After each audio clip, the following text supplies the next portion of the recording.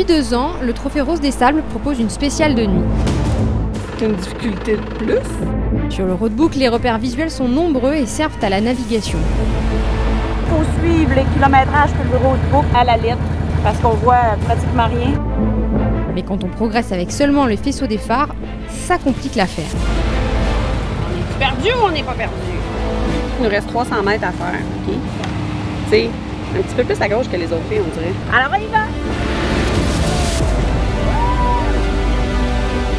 Ils nous ont un peu piégés, on s'est dit bon ça va aller vite et puis sur les 4 derniers kilomètres on a de la dune. Surprise! On a passé la première et pas la deuxième. Allez les filles, encore quelques mètres et c'est enfin le PC arrivé. Oui, ça y est, on l'a fait. On a géré, on est contente. Prête pour demain. Voilà. Bonne soirée les filles!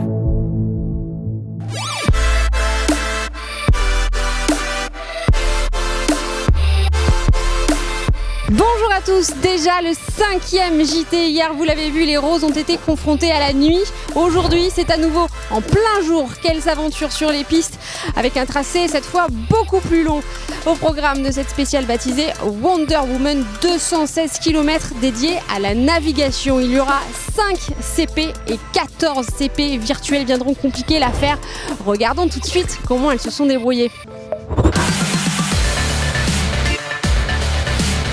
Nouvelle étape comptant au classement. Hier, à l'issue de 2 spéciales, l'équipage 549 était en tête au général avec seulement 52 points d'écart sur la poursuivante. Une longueur d'avance, mais rattrapable. On s'est fixé l'objectif des 10 premières 4x4 là pour cette épreuve. On est sur la bonne voie. Allez, c'est parti. Dès les premières cases du roadbook, la navigation sans poser problème aux roses. Faut passer à côté de la montagne ici. On n'est pas en train de prendre le même cap que toutes les filles, mais bon, on suit la boussole, on espère que c'est un raccourci. Peut-être que oui. On cherche les moindres mètres à gagner. Cette année, pas de jumelles autorisées, les filles devront se contenter de leurs yeux pour appréhender le terrain. Le Stargate le voilà, la barrière de cailloux elle est là, donc on est bien. Pour l'équipage 555, rendu au PK 50.2, il s'agit d'être vigilant. C'est une zone de checkpoint virtuel.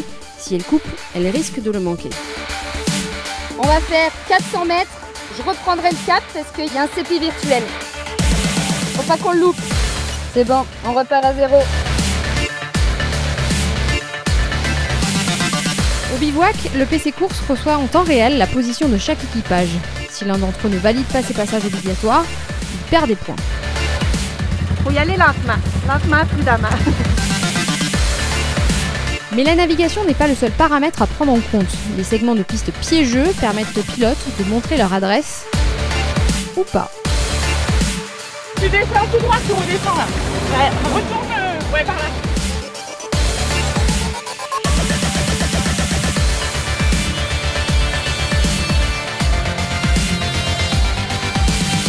Allez, encore quelques kilomètres et c'est enfin la ligne d'arrivée. Les filles, votre roadbook de demain. C'était génial. On a fait un début top, un super coup d'adrénaline quand on a passé les dunes. Là, j'avoue que j'avais le cœur qui a fait bam bam bam bam. Intense, très intense, je dirais. Bonne soirée. Vous l'avez vu, la journée a été très dense, les roses ont été mises à l'épreuve mais se sont plutôt bien débrouillées. Certaines arrivent encore derrière moi, mais ça ne veut rien dire, le Trophée Rose des Sables n'est pas une course de vitesse. Et puisqu'on en parle, voici le classement.